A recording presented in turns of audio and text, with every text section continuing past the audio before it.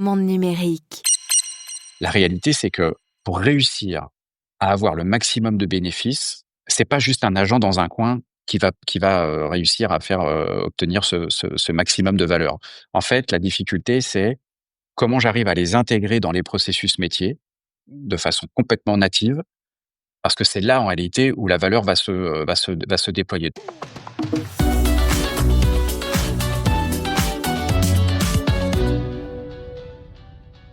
Bonjour Nicolas Godillère, Bonjour Jérôme. directeur technologie et innovation chez Capgemini Invent. Ravi de vous accueillir dans Monde Numérique pour ce rendez-vous mensuel en partenariat avec Capgemini. On va parler ce mois-ci des agents intelligents. C'est-à-dire que le ChatGPT basique, c'est cette case où on prompte, on pose des questions, on lui demande de faire des choses, etc., de manier de la donnée. Mais le côté agent, c'est quand il va sortir du cadre, en quelque sorte, pour aller interagir avec des sites web, interagir avec des API extérieures, etc. Donc ça devient une espèce de Exactement. super IA. Et Ah, alors ces agents, à quoi peuvent-ils servir concrètement en entreprise? C'est déjà une réalité? c'est déjà une réalité. À quoi ils servent? Ils servent, en fait, principalement à automatiser des processus. C'est la raison pour laquelle, on les utilise, avec une promesse de pouvoir automatiser des processus de bout en bout, des processus complexes. Auparavant, dans les entreprises, quand on voulait, se simplifier la vie, on essayait d'automatiser certaines tâches. On utilisait des technologies de type RPA, du robotic process automation, c'est-à-dire des petits bouts de code, qui, simulaient ce qu'on faisait comme activité, concrètement qui faisait, contrôle-C, contrôle-V, à notre place quoi, pour toujours placer les choses au même endroit. Mais quand on faisait ça, c'était très statique. Le robot ne pouvait faire que ce qu'on lui avait appris et vraiment il reproduisait exactement. Mais si par exemple, le contrôle-C, contrôle-V que je faisais, je change le nom du répertoire, dans lequel je copie, le robot pouvait plus rien faire. Il était Ouais. complètement, Mmh. complètement Il est perdu. perdu. Là exactement. Là, on injecte de l'adaptabilité, en fait, dans le système. On est capable de designer, en fait, des agents qui sont spécifiques et qui sont spécialisés sur certaines tâches et qui sont capables de s'adapter à leur environnement. Faut pas oublier, hein, Par qu'on a exemple? des âges par exemple, on travaille pas mal avec les banques, en ce moment sur l'automatisation de ce qu'on appelle le processus KYC, Know Your Customer.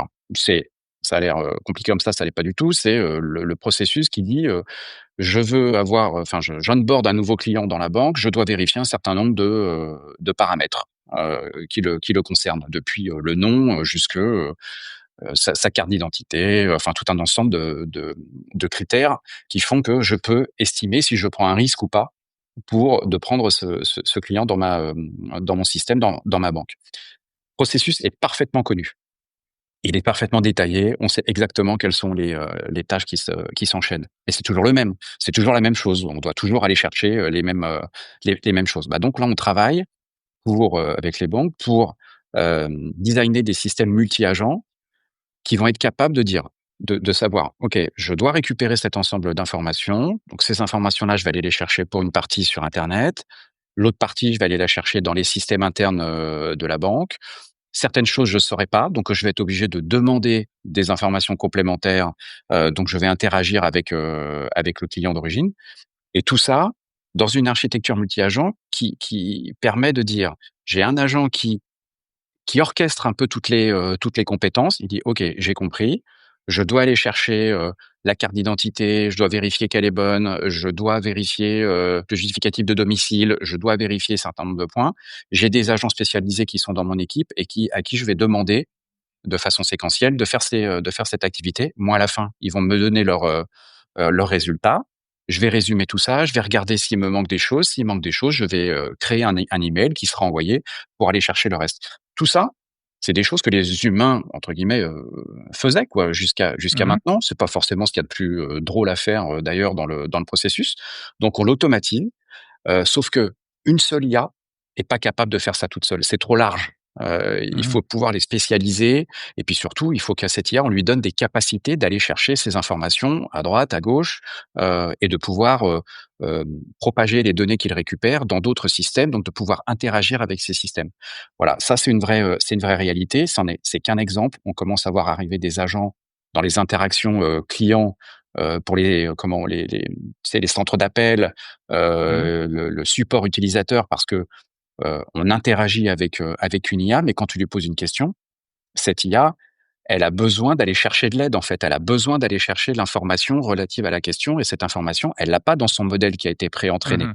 Elle a besoin d'aller le chercher ailleurs et si la question est précise, demande une expertise particulière, il peut faire appel cette IA peut faire appel à un autre agent qui est plus spécialisé sur, un domaine, en particulier. C'est ça qui est absolument génial dans ces architectures multi-agents, c'est qu'on réfléchit comment est-ce que on essaie de comprendre comment les humains fonctionnent à l'heure actuelle, comment ils traitent ce processus, là où ils ont des difficultés ou des choses qu'ils répètent et que l'on pourrait venir, automatiser. Donc on essaye de spécialiser un agent qui soit le plus pertinent possible par rapport, à l'activité qui est demandée et puis l'humain du coup se retrouve dans une position et c'est ce qu'on voit dans nos études on se dit à 2-3 ans ça va être vraiment ça, où l'humain va collaborer avec des agents. On entend souvent dire, on va tous être managers en fait en réalité. On va tous se retrouver à avoir des collègues agents qu'on va manager. Mais c'est Ouais. cette idée-là d'hybrider un peu les 2 systèmes parce que, il y a toujours besoin, à certains moments clés dans le processus, d'une validation humaine. Parce que, l'agent n'a pas la réponse, parce qu'il ne sait pas comment traiter le sujet, parce qu'on a donné une certaine condition qui dit, «Là, si tu arrives à cette, conclusion-là, c'est un cas particulier, tu repasses la main, à l'humain». Donc on est en train de définir des architectures, d'IA qui s'imbriquent avec des organisations humaines. C'est absolument passionnant ça. Est-ce que ça présente pas quand même, certaines limites? Parce que finalement l'agent, on le comprend, c'est une espèce de super IA, qui a besoin aussi d'accéder à plein de choses, d'avoir, beaucoup de droits, dans les systèmes d'information et autres. J'imagine que ça pose des problèmes de sécurité, non? À vrai dire, tous les déploiements, j'allais dire de produits digitaux dans les environnements des entreprises ont toujours, entraîné des problématiques de sécurité. Mais Ouais, bien sûr. hem, là, c'est démultiplié un petit peu. Donc C'est c'est puissance très vrai. 10. Ouais, probablement plus. C'est probablement exponentiel. Pourquoi? Parce qu'en fait, notre système multi-agent, tu complètement raison, notre système multi-agent doit avoir accès, finalement, au système d'information. Si on veut qu'il soit le plus pertinent possible, le plus efficace possible, comme un humain, il faut qu'il ait, accès au système, aux données, dont il a besoin pour pouvoir, faire sa tâche, en vrai. Donc ça, la bonne nouvelle, c'est qu'il y a encore quelque temps, c'était compliqué à faire. C'était des développements spécifiques. Maintenant, il y a des protocoles qui commencent à être standardisés, notamment le protocole, ce qu'on appelle le protocole MCP, Model Context Protocol, qui vient d'Anthropic, qui a un moyen de dire au LLM de l'agent: «Voilà les points d'accostage qui te sont possibles dans le système d'information et voilà comment tu peux, les utiliser». Rien que ça, cette capacité-là, Heu, ça fait on désilote le système d'information. Donc on sent bien que c'est ce protocole MCP, la façon dont les agents communiquent avec ces entités que l'on crée dans le système d'information, il va y avoir besoin d'une sécurité super forte. Or aujourd'hui, ces protocoles sont en train de gagner en maturité, donc il va falloir encore, travailler un peu cet aspect sécurité et ce qu'on sent bien comme aspect sécurité surtout, c'est comment est-ce qu'on s'assure que c'est bien le bon agent qui parle au bon serveur? Comment est-ce qu'on assure que c'est bien, heu, tel agent qui parle à tel autre agent et pas un autre? Comment est-ce qu'on s'assure que l'agent ne n'outrepasse pas ses droits, n'essaye pas de faire des choses qui ne sont pas autorisées, heu et donc ouvrir un pan de trou de sécurité sur l'ensemble du système? On a des questions sur et si je prends le contrôle d'un agent, qu'est-ce qui se passe à l'ensemble du système par ricochet en réalité? On sait tous qu'un moteur LLM, il faut faire très attention à ces moteurs parce qu'ils ont tendance dans le temps peut-être à halluciner ou à diverger. Il faut toujours les recadrer pour être sûr qu'ils sont performants. Mais donc s'il y en a un qui commence à diverger, sachant que ce que lui fait est peut-être utilisé par, un autre en entrée, c'est quoi la conséquence sur la performance du système dans sa totalité? Donc Mmh. là, on a en fait des entités qui sont assez complexes. Mais finalement, quand on dit ça, ce qu'on se rend compte, c'est comme si on était en train de manager une équipe humaine, en fait. On a des personnes, sauf que là, on appelle ça des synthétiques, qui ont des accès. On veut s'assurer qu'ils aient les bons accès, pas plus, pas moins. On veut s'assurer que c'est bien le bon synthétique qui parle au bon, la bonne personne synthétique, j'allais dire. Tout comme tu peux vérifier, toi, comment tu parles à quelqu'un, que c'est la bonne personne à qui tu parles.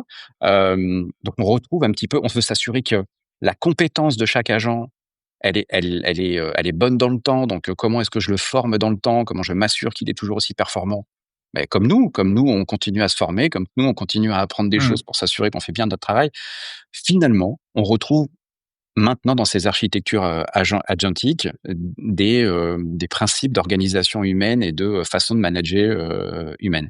Mais la sécurité, Mmh. ça va être clé pour le passage à l'échelle. Est-ce qu'aujourd'hui on peut, mesurer les bénéfices? Est-ce qu'il y a, un retour sur investissement qui est un peu le grand mot en matière d'IA dans les entreprises aujourd'hui? Alors, il y a ce qui est dit sur le marché et puis il y a la réalité des projets. La réalité des ce qui est dit sur le marché, c'est qu'on voit d'ici, 3 à 5 ans, un énorme potentiel effectivement de bénéfices à l'utilisation des agents en termes de création de valeur et aussi ça prend différentes formes, mais notamment de temps gagné, d'efficacité. On a certains clients dans le domaine des telcos, par exemple, sur certains processus qui gagnent jusqu'à 30 d'efficacité sur certains processus en utilisant des agents. La réalité, c'est que pour réussir à avoir le maximum de bénéfices, c'est pas juste un agent dans un coin qui va réussir à faire, obtenir ce maximum de valeur. En fait, la difficulté, c'est comment j'arrive à les intégrer dans les processus métiers de façon complètement native, parce que c'est là, en réalité, où la valeur va se déployer. Donc les intégrer dans les processus métiers et seconde chose, c'est comment je passe à l'échelle? Ça, c'est la grande question Mmh. à l'heure actuelle. La sécurité est une question, mais l'autre question, c'est: «OK, on a tous essayé de faire des choses, on continue à se faire la main, on teste, on fait des démos, on fait des POC, on fait des MVP», on peut mettre le mot, que l'on veut derrière tout ça. La question, c'est: comment je passe à l'échelle? Comment je fais en sorte que ce produit IA, multi-agent, il est disponible pour, l'ensemble des utilisateurs qui en ont besoin? Comment est-ce qu'il est intégré nativement dans mes processus? Et ça, c'est des questions qui sont pas encore complètement, résolus parce que ça suppose, une certaine maturité sur les plateformes technologiques. Ça suppose d'avoir fait, des choix et d'être monté en compétences, d'avoir les bonnes compétences en interne pour pouvoir monter, à l'échelle sur ces modèles, sur ces architectures. Donc oui, on commence à voir certains bénéfices.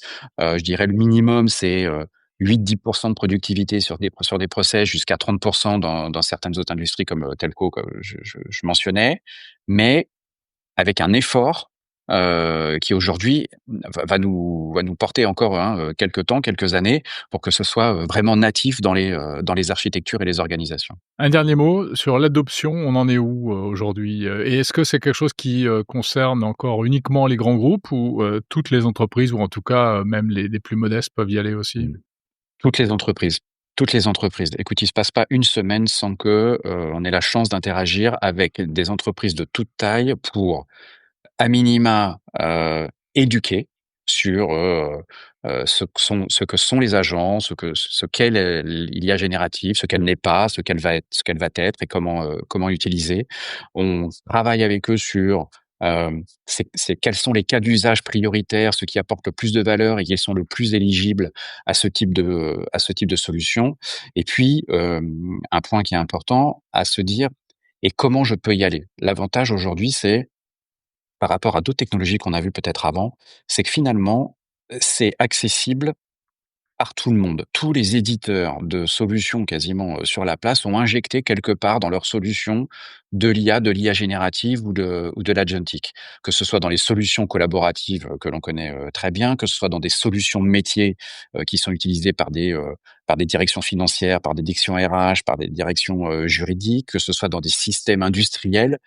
Tous les fournisseurs en réalité de logiciels sont en train d'inclure des capacités d'IA générative et d'agents dans leurs solutions. Donc ça va être dans les mains de tout un chacun et donc la difficulté, ça va être de choisir un petit peu ces plateformes et de pouvoir les agencer les unes avec les autres. Donc en termes d'adoption, enfin, en tout cas, il y a aucun doute sur le fait que on est en train d'accélérer cette adoption, mais juste, on se concentre sur: «Oui, mais pas à tout prix». C'est-à-dire, On le fait pourquoi? Pour quel process? Pour quelle valeur? Et il y a des endroits où franchement utiliser des agents, c'est vraiment trop, c'est vraiment trop par rapport à, j'allais dire la douleur qui est exprimée au départ.